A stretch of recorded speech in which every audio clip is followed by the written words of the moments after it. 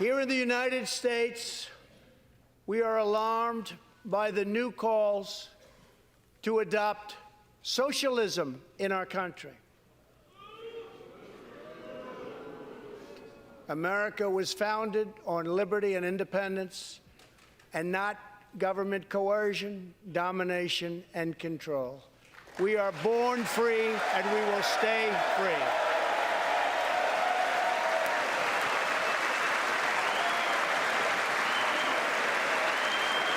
Tonight, we renew our resolve that America will never be a socialist country.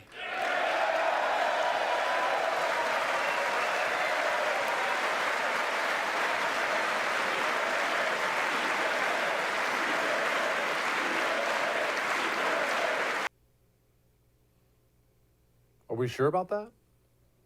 Oh, don't get me wrong. I'm glad we had a president who spoke like that. Good for President Trump. But are we sure it will never be a socialist country, a communist country? Are we sure?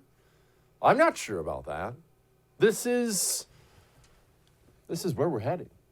I mean, we know what socialism is, what communism is, right? What Marxism is, it's all the same thing. And don't complicate it. People, when they point out, well, what we have now isn't communism, it isn't socialism, it isn't, we don't have people, not owning private property yet, because that's a big part of communism. Well, you can still own private property, so it's not communism. Listen, communism, socialism, Marxism, whatever you want to call it, it's not complicated.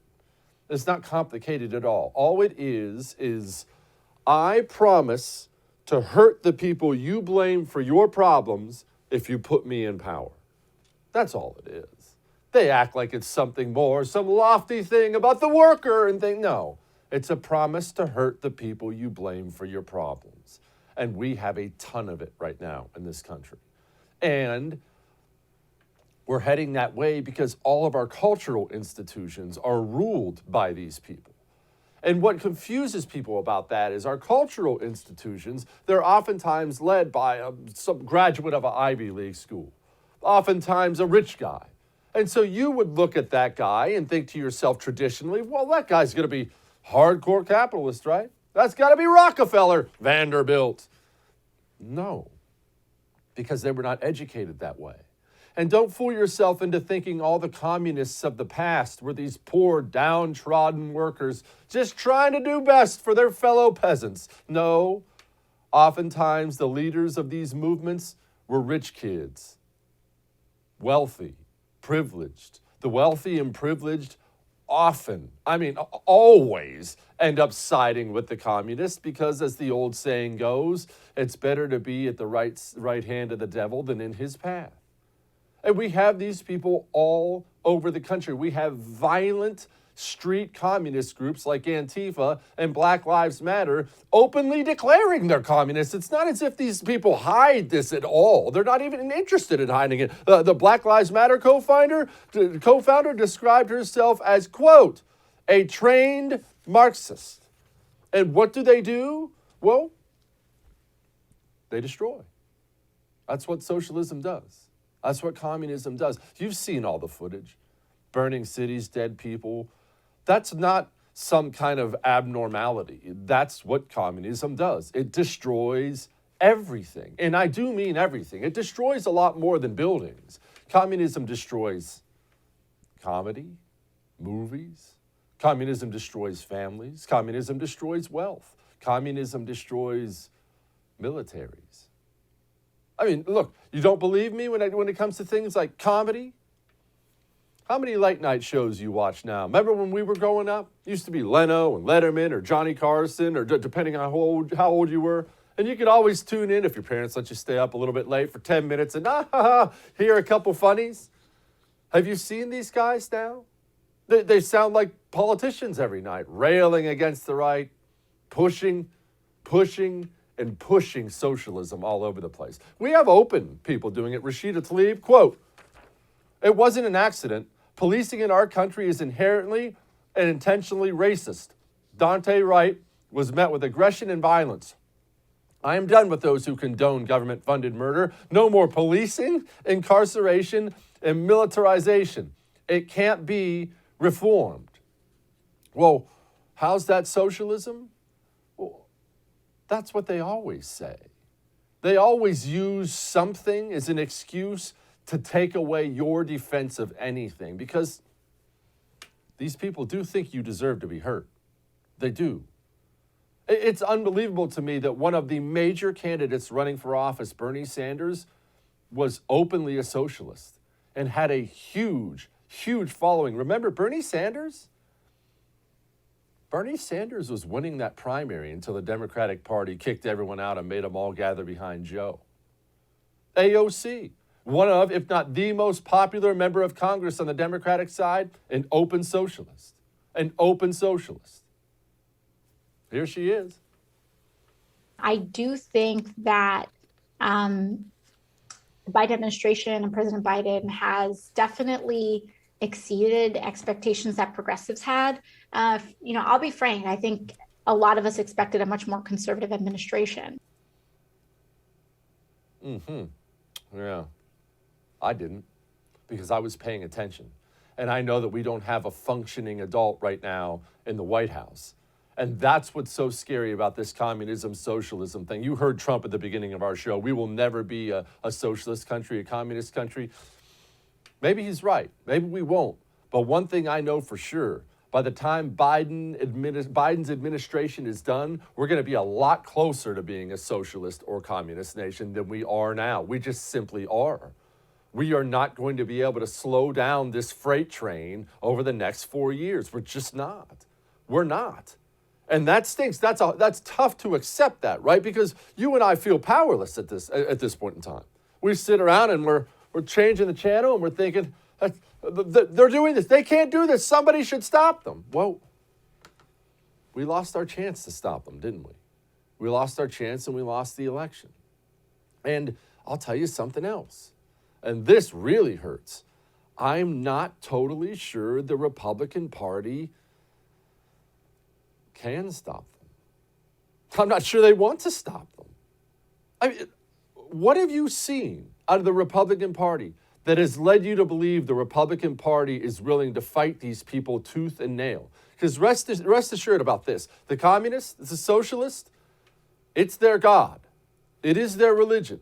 Don't make the mistake of thinking it's a political ideology for them. You do politics, they do religion, and they are devout. They eat, sleep, and breathe it 24 hours a day. You and I, you don't worship politics, do you? I mean, I really hope you don't. It's an unhealthy way to live. It's a miserable way to live. You and I don't worship politics. They do, though. And it is difficult to defeat an enemy who's that committed.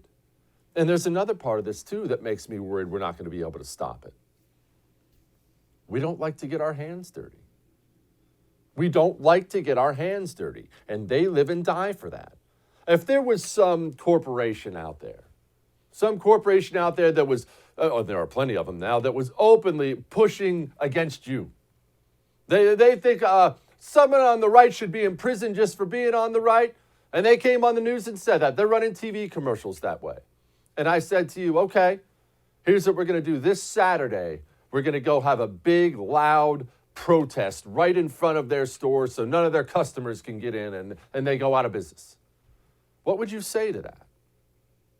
You'd say that sounds terrible, right? I mean, I think that sounds terrible. I don't want to do that. That sounds disgusting and just like them. Well, we're going to lose then. You and I talk to myself as much as I talk to you about this, about getting comfortable, being uncomfortable. We are going to have to start making them feel it. Or we're going to end up like Venezuela. You seen these pictures out of Venezuela? People down there, they're eating their dogs. They're eating their dogs. I saw some terrible picture, I'm not going to show it for you now, of a mother carrying her grown adult daughter to the hospital like she was a rag doll because she had lost all of her weight. She essentially was a rag doll at that point in time. There is a real cost to losing this country to the socialists, to the communists. Let's make sure here and now that however dirty we have to get, however uncomfortable it makes us, let's make sure right now we don't allow that to happen ever. All that may have made you uncomfortable. but I'm right.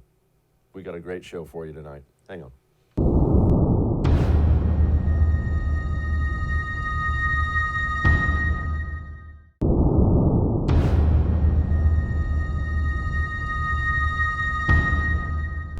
To negotiate many times. Negotiate? What is to negotiate? What is? What University is a public institution. That's it's an right. important institution But the university, for all of its own community and for the community of Berkeley that live around it. all of it began the first time some of you who know better and are old enough to know better let young people think that they had the right to choose the laws they would obey as long as they were doing it in the name of social protest.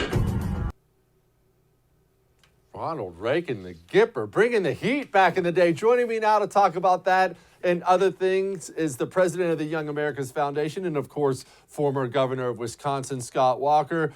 Governor, Ronald Reagan, I think we could use another one. Now, that's a pretty popular thing to say in Republican circles, but what I mean by that is somebody who goes right back at the liars with facts. Do we have somebody like that today? Well, we've got a lot of them, but they're maybe not as well known as Ronald Reagan, but we've got people on campuses all across America that need our support doing just that. And boy, he gives us great encouragement. You realize it wasn't just sitting at a podium. He was saying this as governor right up front when these sorts of radical things were happening back in the 60s. They're happening again today. What is the appropriate thing to do when it comes to college campuses? Because I'm not like people on the right, or at least a lot of them, who dismiss college as unimportant. They'll grow up once they start getting a paycheck. Well, we see the status of corporate America now. That's not the case. They're not growing up. They're getting indoctrinated at these communist finishing schools, and they're taking those politics to the boardrooms. We've got to fight the battle every well. We've got to have a long game to try and bring those campuses back. So the two go hand in hand. You're right. Back in the 80s, when Ronald Reagan was the president and I was in school and eventually went off to college, yeah, there were more liberal professors than not. There was certainly a bias out there, but you could still have a voice. In the 90s, we started to see political correctness seep in. And today, it's just outright cancel culture. We see it not only in our campuses, we see it in our culture overall. We even see it creeping into our communications with the censorship from big tech. So I think there's two things that have to happen with campuses, both involved in fighting back. One is we got to step up and level the playing field. We've got to fight for free speech. We've got to counter the cancel culture itself so that conservatives have a voice. And then once we're able to have a voice on campuses, we've got to do a better, more effective job of not conceding any ground. We've got to call the left out every step of the way. We know that socialism failed, not just in the past, but even as we speak today in places like Cuba and Venezuela. We've got to tell students that story, mix the facts with the emotion. The two go hand in hand. When you talk to people who come here from old socialist countries and from former communist countries, they'll tell you they love America probably more than anyone who was born here because they know what they get in socialist countries and they like the freedom and opportunity right here in America. Governor, let's focus on the cancel culture portion of that for a second. What does fighting back against that look like? I understand that looks like different things to different people. I have been a proponent of, well, look, go right back at them. Try to cancel some of them until they back off, because they're not going to back off until they feel some sort of pain. But I realize that may not be for everyone. What does fighting back against it actually look like? Well, it's a combination of things. One thing we've been very effective at, for example, even at UC Berkeley, arguably one of the most liberal campuses in the world, they had a policy that effectively blocked conservatives. They claimed they were open to anybody speaking, but they put up these artificial barriers in terms of astronomical security fees, limits on when people could speak, prohibiting certain advertising if they thought that speakers might trigger folks. We took them to court. We won that battle. They were forced to settle and change their policy. If we can win at UC Berkeley, we can win anywhere. So on one hand, it's fighting for free speech. But to the point you make on the other part, I think against the corporate elite, the Coca-Colas, the Deltas, the Major League Baseball, when they push back, we should counter by saying, hey, we're not going to take our hard-earned dollars and use them for companies and corporations, organizations who flat out back things that we disagree with. And that's not canceling them out. That's just saying we're not going to be party to conceding any ground and giving them any relief if they don't do the things that are aligned with our values. 100% agree with you. Why do you think, now you've been on the front lines of this kind of thing. Everybody remembers the wars you were in Wisconsin, but why do you think some on the right, obviously you excluded, are so hesitant to do something like not go to that next movie that just dumps all over the right. For some reason, the right has such an aversion to that. When I say things like that, I'll get real legitimate pushback from, wow, that's being like them. It blows me away. Well, one, it's not. Being like them is saying you don't have a right to speak. I don't have to watch the All-Star game in Major League Baseball, but that doesn't mean that I'm saying they can't broadcast that game. I'm just not going to pay to watch it. I'm not just going to throw my money behind them. And that's the problem. I think the larger problem, which is too many people who think of themselves as conservatives, too many people think of themselves as Republicans, concede ground. We should never concede any ground in this battle, because if you give them an inch, they take a mile. If they give you a mile, they take 10 miles. We need to be out front, speaking the truth, being aggressive about it, not being ashamed, not being worried, somehow thinking that if we're just a little bit more polite, somehow those in the left and the media who are largely indistinguishable will somehow be nicer to us. No, they attacked John McCain. They attacked Mitt Romney, even though they loved him before they were the nominees. They're going to attack anyone, no matter who they are, as long as they're countering what the radical left is pushing for. So we might as well just speak the truth and appeal to people, not just in our corner, but I think there's an increasing number of Americans who consider themselves somewhat, maybe not in the middle, but undecided, persuadable, who just want to hear people speak the truth. It's time for us to speak the truth and push back. Governor, how did this happen so fast? I mean, honestly, it feels like 10 minutes ago, yeah, it was Republicans versus Democrats, you know, Bill Clinton against, but relatively normal. And I feel like everything got insane in about 5 seconds. How did it happen so fast? Was this a Barack Obama thing? What happened? No, it's even accelerated, I think, since then. They've really been at this for decades. You go back to Saul Alinsky in the 60s, but they built this up, and it's like compounded interest. All it took, I think, in the last few years was that the left, back in the days of the 60s, tried to push, and even before then, tried to push Marxism, and it didn't work. Why? Because in America, we're not a class-based society. You can be born the poorest of the poor and succeed in anything you want here in America because of the freedoms and opportunities uniquely available in this great country. So what have they done? The Marxists have come back and decided they're going to use race and sex and gender as the next tool. The BLM organizers flat out admit that they're Marxist sympathizers organizing this effort, not about race, but about this larger control. And so that's really what's happened. The last 2 years with social media, with more things going viral, I think have only accelerated things. And we've got to counter all these visual emotions with facts, but back them up. I said the left is very good at talking and thinking from their heart. Now, we tend to think with our head, but talk with our head. We need to think with our head, but talk from our heart in ways that appeal to everyday citizens, not just our base, but to the vast majority of Americans who I think believe in fairness. But fairness isn't determined by the government. It's determined by the individual and the family. That's what we should put our faith in. And I think that's what's gotten away from us over the last few years. Governor, what would you say to parents today? Because I get emails like this a lot. My kid's going through high school. My kid's a junior. My kid's a senior. Jesse, I don't want to send him to college. I don't want to send him to college. I'm worried about what's happening there. And I'll tell you, I've got 2 kids. Lord knows neither of mine are probably going to get into college. But I don't know that I want them to go to college, Governor. I look at what's happening out there right now, and I don't know that I want them there. Well, one, don't presume they have to. I've said even before all this, that 2-year associate degree programs are good places for smart kids. They don't get the student loan debt. They get in the workforce sooner. They get a great education. But if your kids do, both of my sons went to college. And I'll tell you, the thing that helped them both come out just as conservative, if not more so surprisingly than they went in, was being surrounded by good people. Not just with YAF, College Republicans, Students for Life. There's a lot of great organizations out there. And I think the same old is true, not just for students, but for anyone watching and listening right now, just in your own communities, in your own workplace, in your own neighborhoods, you got to be surrounded. The left's goal with cancel culture is to make you feel alone. It's to make you feel that you're out there on a branch all by yourself, that nobody else thinks or acts like you do, when fact is, most people in America still share the values that we share. They're just intimidated from speaking out about it. It's exactly what they did to me 10 years ago. They tried to intimidate us first with protest, and eventually with a recall. Once we got out and went around the state and then around the country, we realized, no, there's a lot more people that were willing to stand with us. They just want someone to lead. And so be that leader. If you're a parent, and give your students the support that they need, and then make sure they get connected with conservative voices on campus. And you might be surprised. They might actually come out more conservative than they go in. How'd you withstand all that? You and I, we've talked before, but I've never actually asked you that. Everybody remembers, or at least I hope they do, how nasty that was when they were coming for your head back in the day. And you never wavered. You were always standing behind the podium, always bold about it. That's tough. People don't realize when you're put through the meat grinder like that, you're feeling the heat every single day. You're getting texts from your mom saying, "Dear, you hear what they're saying about your son?" It's not easy to go through that. How'd you get through it? Well, it wasn't. You're right. Not just for me, but my wife, my kids, my family all had death threats. So did our lawmakers and others. It was crazy. But two things helped. One, prayer. I guess say starting and ending my day on my knees made a huge difference in terms of just lifting it all up to God and making a difference in that regard. And I still believe that today. And secondly, along with that, part of thinking what was God calling me to do was to get out of the dome.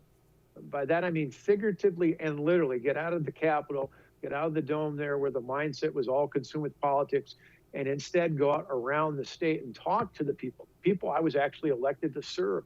And I got to tell you, time and time again, someone at a factory, someone at a farm, someone in a school, someone even at a TV studio came over to me and said, "Hey, hang in there. Me and my family are praying for you. You're doing the right thing." Getting out, going out to talk to people. It's something, you showed that video clip of Ronald Reagan. It was a great lesson I learned a long time ago from Ronald Reagan is forget about the people in the Capitol, forget about the so-called elite, go out and talk to the American people and they'll affirm you to do the right thing. Governor Scott Walker, thank you so much, sir. I appreciate you. Good to be with you. We'll be back.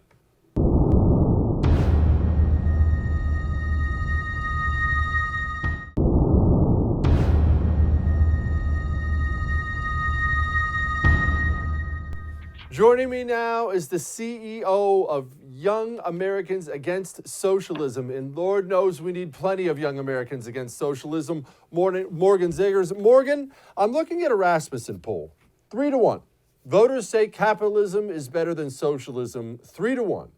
What I don't see, Morgan, is that translating to the polls. What am I missing? Well, so I was looking at the numbers after you sent me this article, and it turns out that by 2028, Gen Z and millennials are going to overtake the rest of the voter demographic in America. So they are going to become the largest voting bloc by 2024 or 2028. So we have some time before they're really dominating the polls. The problem is that, yes, most Americans probably align with capitalism at its core values, but there's a major misunderstanding and a total ignorance for what these concepts really mean. And that's why it all goes back to the concepts of basic education in our country and making sure people have an understanding of history, economics, and politics. Morgan, speaking of basic education, now we'll get to the actual education system in a moment. As you know, I hate it. But Americans in their homes, I get these emails from parents all the time. I got 2 boys. They're 10 and 12. I don't want to raise them to be hardcore political. They can do whatever they want, but I want to make sure they hate communists and they love capitalism. So I take certain steps. What steps did your parents take? Because you're not exactly old like me, and you're out there on the front lines of liberty. What did your parents do? Did they have you reading Hayek every single day? What were you doing? Actually, they didn't. And I'm glad you asked that question because I've wondered too, how the heck did I get so political? In reality, I'm not a very political person. I'm just deeply rooted in certain values and respect for tradition in our country of what made us so great from the beginning. So looking back on it, my parents were never political. They never pushed conservative politics. They never made me, watch Fox News or anything like that. Instead, they raised me to understand and appreciate history. Most importantly, to understand comparative history, that we did have our flaws. We are not perfect, so to say, but we have come such a long way. And so that concept of true progress, understanding that we've eliminated, for example, we've eliminated more than 90% of worldwide poverty in the last 100 years or so. My parents really did a good job to explain our family's history of coming from Italy in the early 1900s and really achieving that American dream. And so I understood what family members in previous generations have gone through and the sacrifices they made and how grateful I really should be to be in America. And so my dad's also a colonel in the military. He served in Operation Iraqi Freedom. He went to the scene of 9/11 the day after because he was in the New York Army National Guard. I just have a great respect for the principles of our country and our history.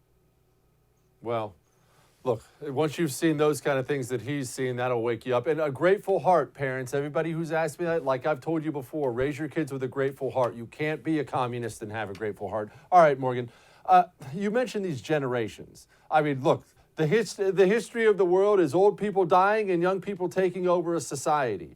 What is the mentality of the young people? Because it's so common, and I've always rejected this, of, wow, the next generation sucks. I've always said Moses was probably saying that about the next generation. What is the next generation in America? Are they a bunch of commies? Are they like you? Is it a split? So I started Young Americans Against Socialism in 2019. And from about 2018, when I saw the Squad first gain power, that's when AOC was elected and democratic socialism was really normalized in the mainstream media and so on, I became more and more concerned with not only socialism, but with really a growing power for the government and authoritarianism in general. What I look at these days is that our country was built on this foundation of classical liberalism and capitalism. And our generation has no understanding of what those ideas really mean. They look at capitalism as this evil boogeyman, and instead of classical liberalism, they're actually embracing authoritarian, totalitarian concepts for ruling over a society. They believe in controlling others, and usually Americans don't. I would say Democrats and Republicans, we've usually stood together on this foundation of capitalism and classical liberalism, and it's my generation, it's millennials, it's Gen Z, who are looking at it and saying, no, we're going to turn our backs on hundreds and hundreds of years of proof that this is how you actually achieve progress. And so when we consider what classical liberalism is, I can tell you probably nobody my age on the street would be able to define this for you. It's concepts rooted in economic independence and freedom. It's rule of law. It's achieving justice in a society. It's free speech and freedom of expression to be able to disagree with each other. Each and every single one of these concepts is being attacked by the radical left right now. And it's unfortunate because my generation is so ignorant on these issues. They think that they are these social justice warriors achieving freedom, fighting the power, when in reality, everything they've been doing is leading us further and further down that classic road to socialism, as Hayek would put it. Morgan, why are we surprised by this? I mean, sometimes when I'm looking at our political system now and I'm disgusted with it, as I pretty much always am, I think about, like you mentioned, the authoritarian nature of it. But isn't this the way empires go? They thrive early on and they get wealthy, and then they get fat and bored and lazy and don't appreciate what they have, like we are right now, and they turn into despotic dumps. That's pretty much the history of the world, is it not? Yes, and I hate to say this, Jesse, I'm not exactly a positive person to bring on shows these days because I'm going to tell it to you straight. There is a checklist throughout history that usually a society has to go through in order to fully become this radical leftist regime that ends up becoming a total destitute place. And unfortunately, America, let's be honest, is about 70% of the way there, I would say. It's not a case of, oh, if we just make a few changes, we're going to save this country and make sure it's never not just a socialist country, but not a communist regime. Instead, we're pretty much 70% of the way there, and it's going to take a lot of fighting, a lot of radical change on our end, a lot of shakeups in our movement to really bring true change here. I'm very concerned about this. I'm glad you brought this up because I think Republicans in general, and I call out Republicans a lot, I think Republicans in general are under the impression that we just have to win at the midterms and then win in 2024 with candidate X, whoever your candidate has to be. And what I'm trying to explain to them is, yeah, that's fine. That's good for you, good for the country. That's this much, and we have this much to go. That's a tiny step, and I think they're going to think that's a win. Yeah, and conservatives really need to understand that we have so little. I don't know about you, but since I was 18, I've been door knocking for Republican candidates. I've been a member of my town GOP, my county GOP. I have given money to candidates every 2 years. They rally us. I'm still getting text messages from the RNC. Let's be real here. And at the same time, I'm seeing how we pretty much gave up power of everything. We do not control the education system. We are barely controlling the police system. They're trying to abolish the police and defund them. We see it in cities like Atlanta where people actually roll their windows down in their car at night because it's easier than just having their cars broken into every night, because that's how frequent crime is there. We see that they control things like the FBI and the CIA. They've politicized that. They've politicized our military. They control the media. They control Hollywood and pop culture. And on top of all of this, now the big business titans of the country, who you would assume are capitalists, who you would assume would be on the conservative side, are on the side of the left. And so I always look at this as the weirdest anomaly, that the eat the rich socialist left and the richest of the rich billionaires are actually aligned with their values, and they're fighting against average Americans, people in the middle, conservatives, Republicans, liberals, Democrats, the Main Street Americans that just want to have the American dream. That entire establishment is fighting against that. And I hope we can unite as liberals and conservatives, the core group of what America really means. We can reunite and fight back against this radical establishment that's fighting against us. Yeah, look, you brought it up. We remember Basecamp recently. Basecamp, this company out there, just to give everyone a heads up, all they did, their CEO sent out an email to everybody saying, hey, we're not going to get involved in politics. Leave all that at home. He didn't even say he was some card-carrying Republican or something. He said, we're just staying out of all this woke politics garbage. And now he had a bunch of employees walk out on him over this. The truth is, Morgan, I look at this now and I see we've turned a bunch of college kids into communists. And now they're running Fortune 500 companies, and they view their role as activists, not money makers. I saw that too, and I saw that about 1/3 of the employees actually walked out of Basecamp. It reminds me of a story you were asking earlier about young Americans. I know a young woman in my life. She worked at a pizza shop after graduating from college, and she decided to quit her pizza shop job because she found out that the owner was a Trump supporter. And so in her eyes, he was racist. He was a terrible person, and she couldn't possibly work for him. What did she do in the end? Now she doesn't have a job, and she had to go on the search, and eventually she ended up at a grocery store. But that's the reality. You're an employee, and you aren't just being exploited by your evil CEO millionaire boss. In reality, you're gaining from that because you're gaining experience, you're earning money to be able to take care of yourself, and you are being able to be independent in your life with that money. So it's really a give and take situation. But it reminds me of a great point. I don't know if you've seen AOC. She does this annual speech, and I can't remember the name of the conference, but this year they were asking her about how wage theft is a thing and how people, really millionaires and billionaires, are stealing money from the workers. And her case was that millionaires, billionaires, CEOs, they sit on the couch and they sit there making money, stealing money from the workers who are actually making the widgets, who are making the profits. And so her view is that people are stealing from workers of America. And so to take their money isn't stealing from them via taxation. It's actually just taking the money back that they stole. It's a classic Marxist tactic to distort that and to legalize the theft and the plunder that they're doing. I think it was referenced in The Law by Frederick Bastiat. Morgan ZEGERS, thank you so much. You were sharp. Thank you. All right, we'll be back.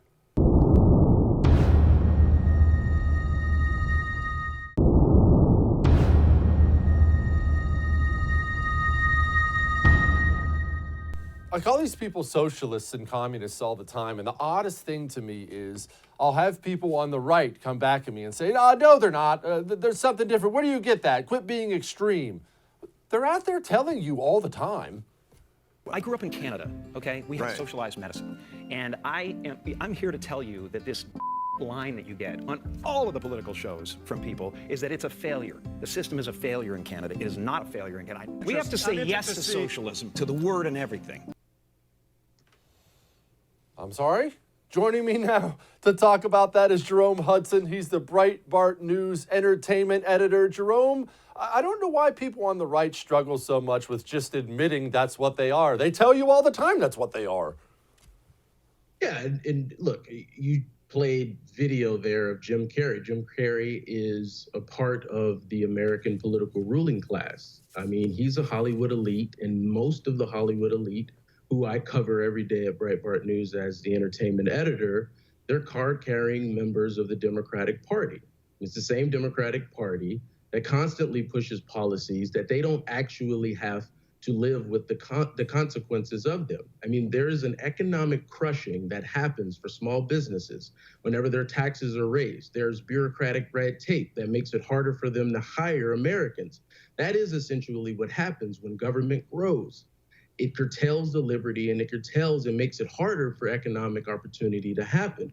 And so for people like Jim Carrey or the CEOs of Disney or Netflix or George Clooney, who bought the property next door to his property in Italy just so he and his family could have more privacy. They don't actually live by the rules that most working American families live by whenever bad policies are passed. So it's a great deal. Why wouldn't you actually be for more big government when you don't actually have to live with the economic impact and the misery that comes along with them? Gosh, that's a great way to put it. Jerome, and it does seem like they're all card-carrying Democrats. I understand there are some hidden Republicans out there, but explain to me, I mean, you cover these people for a living. Why? Is it something about the actor and musician's mentality, the way they're born, that's more wired for that? Are they just following the crowd because that's what everyone else is? I've never been able to wrap my mind around why an entertainer is just almost always a Democrat. I mean, if you look at Commissioner LeBron James, for instance, it's very easy and from a very early age, like Alyssa Milano, she's very proud about talking about how she's been an actor since she was like 8 years old. I mean, we really are talking about people who are pampered and coddled from a very early age. And so they're rarely challenged. And so they're rarely actually asked to think critically. And so when it comes to the nuances of running a business and having to actually worry about, you know, the families of your employees, they simply, that sort of thing just escapes them. I mean, I am telling you that they live in a different world than most working American families do. I ran a story today, Jesse, about how the Black death plague that the coronavirus pandemic has brought on America, and it's still ravishing countries like India and Brazil today, it actually brought a situation in which millions of small business owners had to turn away their patrons, the people under their employ. Many of them shuttered their businesses forever, Jesse, but at the same time, the top executives in Hollywood actually saw their pay increase. I mean, that's the world that we're living in. And so these elites will always benefit, particularly if they are championing the policies of the ruling party, which just happens to be the Democratic Party. It's a great deal, but I think most Americans are actually turning on to the fact that they don't have to take this crap anymore. You can see it in the fact that the box office is in the toilet, but those numbers were decreasing before the pandemic, but nobody's actually watching them celebrate themselves on the award shows. Hollywood is losing favor and they're losing political power. The time just is perfect, I think. Oh, I agree. And unlike a lot of people on the right, Jerome, I don't dismiss it when LeBron James or Leonardo DiCaprio takes a political stance. I don't dismiss it and say, well, nobody cares what they think. A lot of people care what those guys think. I think actually entertainment, you can argue it shouldn't be. I think it is a critical part of every society. It helps guide the society. And I think that ours, being that left wing, has really hurt us as a nation. No, you're absolutely right. Every now and then I get an opportunity to fill in for our editor-in-chief, Alex Marlowe, on our SiriusXM radio program, Breitbart News Daily. And often, Jesse, I hear from our audience, people calling in, well, how do we actually push back? How do we actually fight? Because you're right. I mean, we're talking about LeBron James, who has 50 million followers on Instagram. I'm not exactly sure why so many people follow him, but it is the reality. And I think, you know, in the long term, we should probably look at taking some DNA from Ron DeSantis, maybe putting it in a petri dish, cultivating it, and then multiplying him and getting him elected in California and New York. But in the short to medium term, we get chances, opportunities every 2 years in midterm elections and every 4 years to actually elect people like Ron DeSantis. I'm sitting in a condo in downtown Jacksonville in a congressional district that Ron DeSantis used to represent. Now, he's probably going to be a front runner for president, but the man certainly has, you know, tapped into what most Americans want. I mentioned California and New York. These are utopian societies, or they're supposed to be, but they've been run by Democrats almost exclusively forever. But we have people who are leading the right way politically. Ron DeSantis is paying bonuses to first responders and police, while these elected Democrats in these other states are defunding the police. And so the power starts with us, the people. And I mean, don't watch Space Jam and boycott Coca-Cola if you actually want to send them a message. But at the end of the day, the power is with us. And yes, they are influential, but we do give them that power. And like I said, people are actually starting to pull back on that. Amen. Jerome Hudson, everybody. Thank you so much, man. That was awesome. Thank you. We'll be back.